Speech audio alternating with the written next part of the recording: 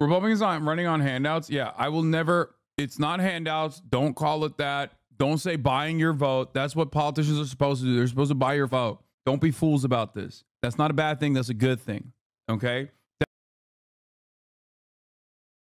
That's what I've heard as well, but I do find it funny. I think it's probably a multitude of different issues. Obviously, like the American economy, probably the predictors of have caused people to panic a little bit for the American economy. Possible war. I mean, I guess that's usually good for defense stocks, but war and the subsequent energy crisis that will come out of that is going to lead people into thinking we need to be a little bit more careful with our investments. Because as I've said before, and I've repeated time and time again, it's not necessarily just like Iran versus Israel. It's not necessarily Iran versus Israel versus America. It's Iran and other regional actors that might disrupt energy production for the entire planet. Okay? That's how this stuff plays out. AI bubble burst. Tech was insanely overvalued as a correction in the market. I don't think this is a legitimate bubble burst. I think if it was an actual bubble burst, it would be significantly larger than this. But anyway, let's see what Trump is saying about Richard it. Quest is here to break it all down and try to explain to our viewers and to me why this is happening. Explain the sell-off. There are the fundamental. AI is not a bubble, and this was just a regular correction. AI absolutely. Tech is a bubble, and it hasn't burst yet. Reason AI for is the a part sell-off of is that. the fears that the Fed's high interest rates, 11 increases in 2 years, has basically clobbered inflation and has also hobbled the general economy. We saw that on Friday with the unemployment and the job creation numbers. They were poor to bad. Not dreadful, poor to bad. But now everybody's starting to say the Fed's left it too late to reverse course and cut interest rates.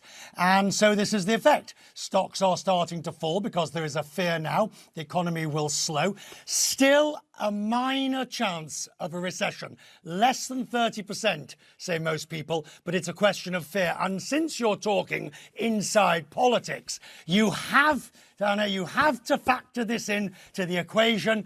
Donald Trump is already calling this the Kamala crash. There is a political angle to this. The Fed, too late.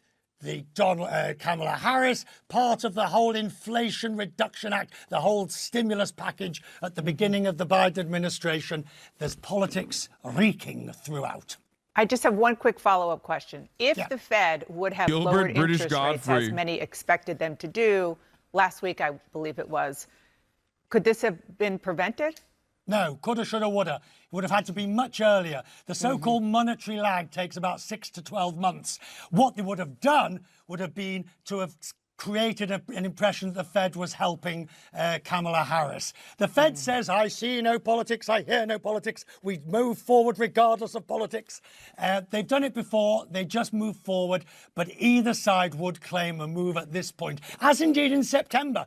If they do not move in September, Dana, choose your restaurant, I'm buying your dinner. All right? They're going to move in September. They've telegraphed it so well, people can't accuse them of being politically biased. That sounds fun. I will choose my restaurant and we can have dinner no matter what happens. Thanks, Richard. Appreciate it. Damn, Donna.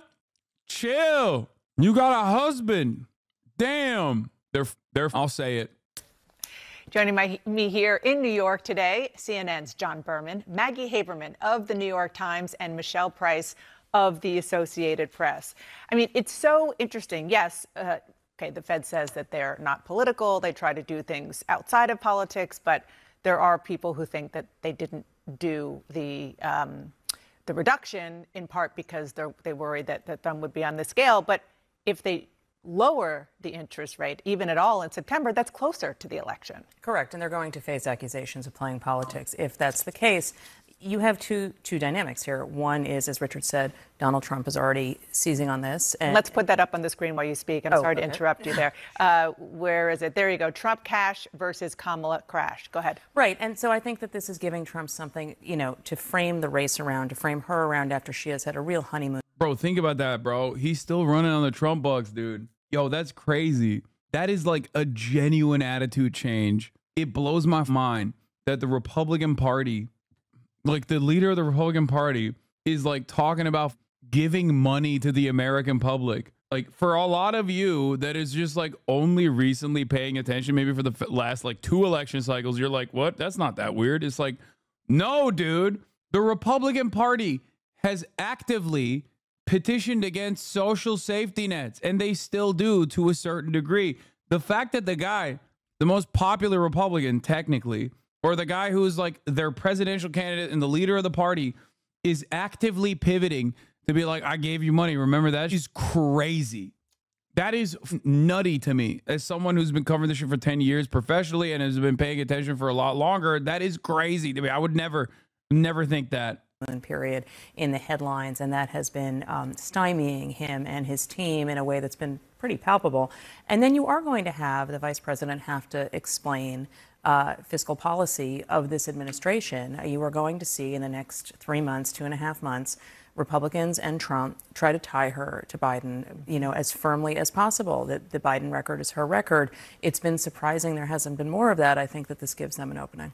John, I spoke to LaFonza Butler, who is the appointed senator from California, also happens to be somebody who was an aide to Kamala Harris, very close with her, and asked her about that very question, about how this is, of course, before the markets dropped. It was on State of the Union yesterday, but it was about how she navigates her own vision for the Republicans aren't running on handouts. Yeah, I will never. It's not handouts. Don't call it that. Don't say buying your vote. That's what politicians are supposed to do. They're supposed to buy your vote. Don't be fools about this. That's not a bad thing. That's a good thing. Okay? Democrats should actively say, hey, the only cash that this piece of shit ever gave was, 1, to billionaires in the form of massive tax cuts. Okay?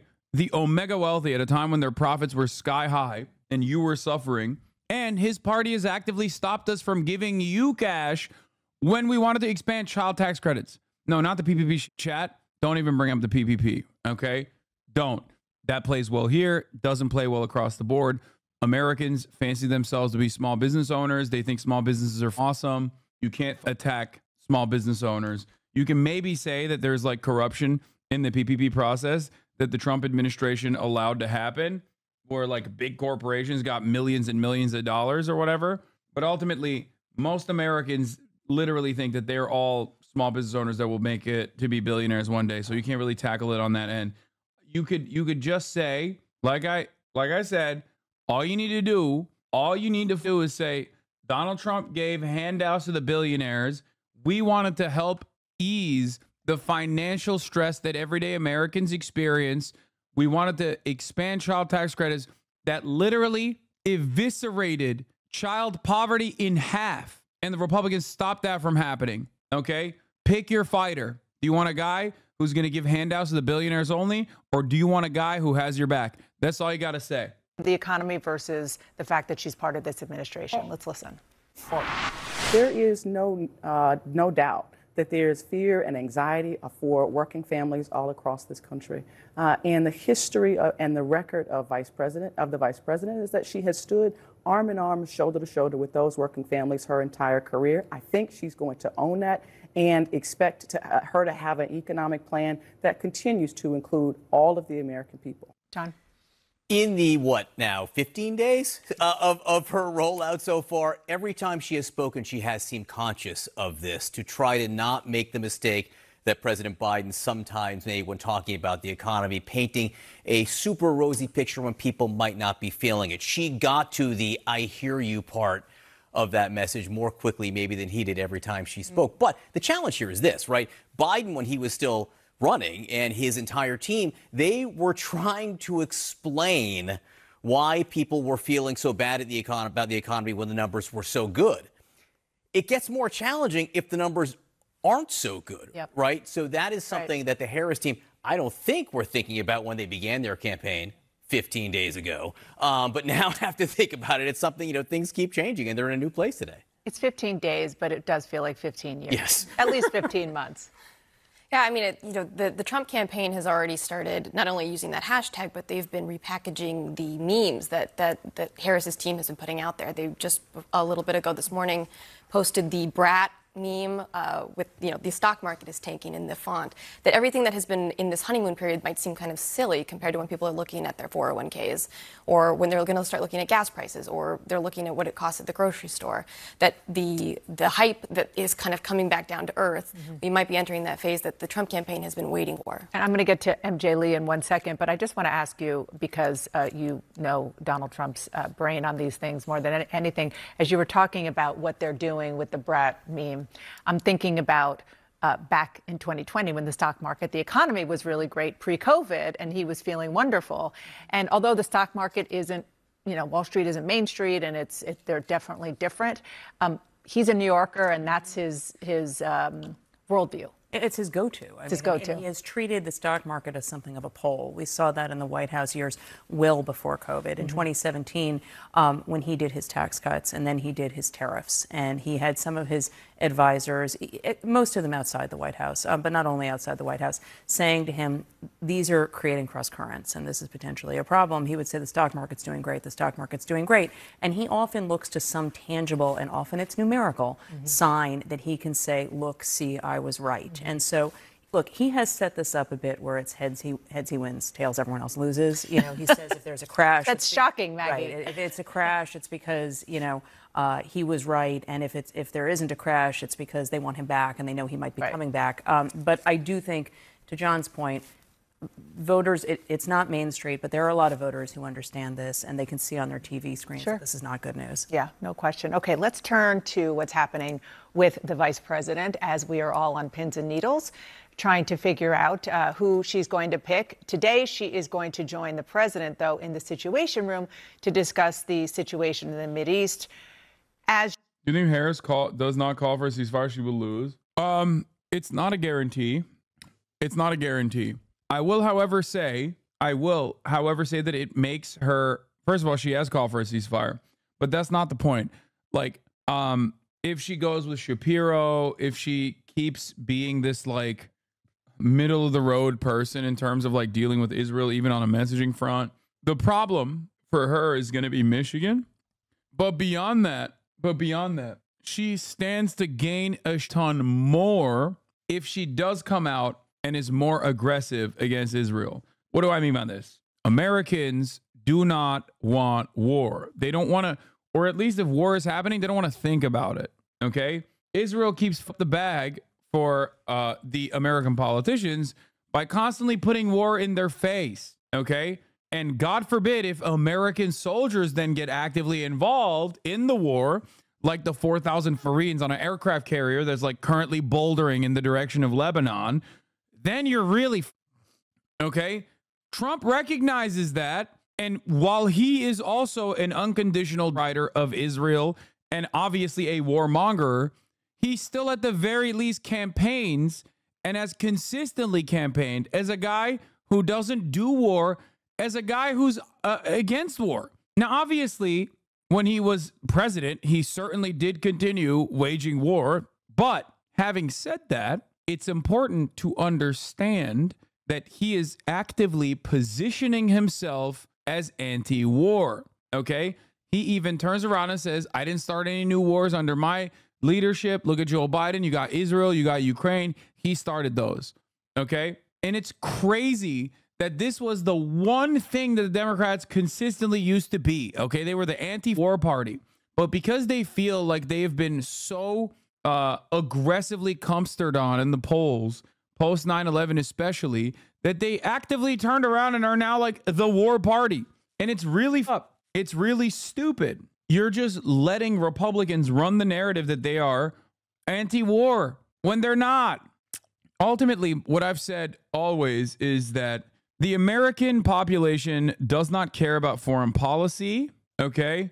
The American population does not care about foreign policy until it's the only thing they care about, right? But because the American population does not care about foreign policy, that is just the way that the system is designed, so we can keep being endlessly cruel globally without Americans ever thinking about why their jalapeno poppers are $5 instead of more expensive.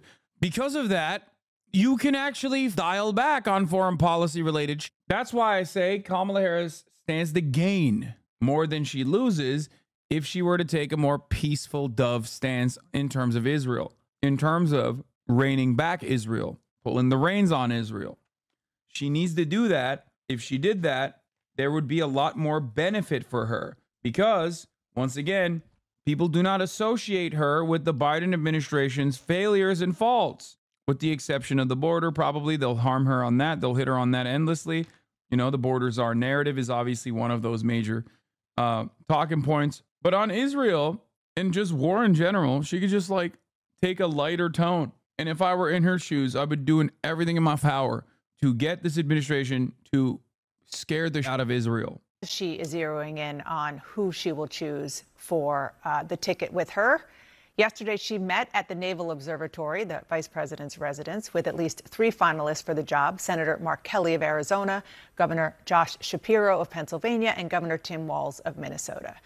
MJ, you are in Philadelphia, where the vice president is going to hold her first rally with whomever she chooses. That will be tomorrow. What are you hearing from your sources today? Yeah, Dana, sometime in the next 24 hours, we expect Vice President Kamala Harris to unveil what is arguably one of the most important political decisions of her career. I am told that as of this morning, the vice president had not yet actually made that decision, and it is a decision that is widely expected to happen sometime later today. And once that decision is made, she would, of course, inform a small group of advisors, and Inshallah, it will be Waltz. then, of course, the actual running mate as well. And then sources did caution, just in terms of the timing, that while that is the expectation on the timing, if at the stroke of midnight, the vice president has not yet made that decision yet, of course, she would take more time.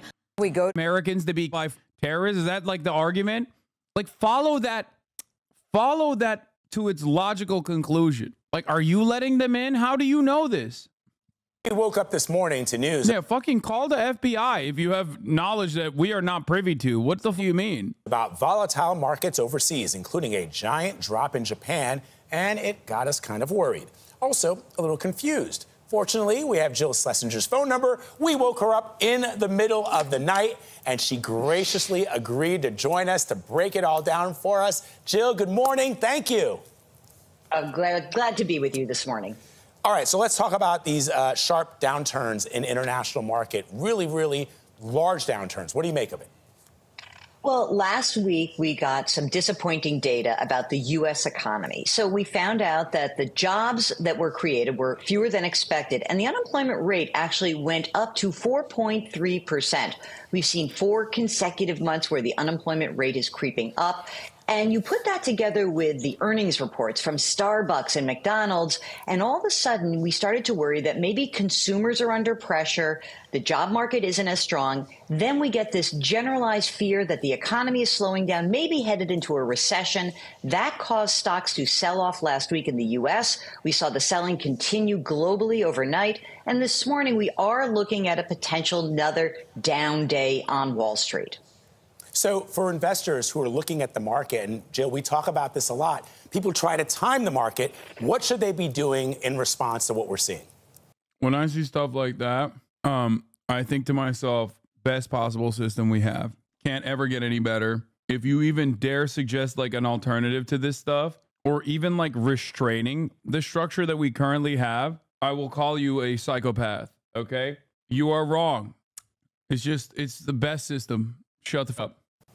If you are a long-term investor, take a deep breath. It is very scary, I get it. But if you're investing for decades in the future, even if you're 60 years old, you're investing for decades in the future, you stay still, you do nothing. You try to maintain your game plan. If you need cash within the next 6 to 12 months, then that money never should have been at risk. Hurry up, go sell it, put it in someplace safe. But as long as you're in a long-term investment portfolio, you shouldn't worry. One other thing you should be happy about, we've talked so long about how interest rates are high, they're coming down. Interest rates tend to come down as economies slow. So we'll see this morning. Mortgage rates, they're lower right now than they've been for all of 2024, Vlad. All right, Jill Schlesinger for us. Thank you, Jill, for getting up just for us. I thought this was all because Japan added new interest rates to their currency, and all the companies that have been buying yen for extra buying power, then converting it to USD, were now being by interest rates. So now to pay back their loans, they're shoveling all their shares out to pay back loans. I'm too stupid to understand the global economy, but that is what I read as well. But I don't know. There was also a massive coinciding crypto dip as well. Anti-immigration. Japan stopped at making hentai. That's why the market crashed. Yeah, that's what I heard. We got a lot of brokies in here. Bro, I don't even have a credit card. But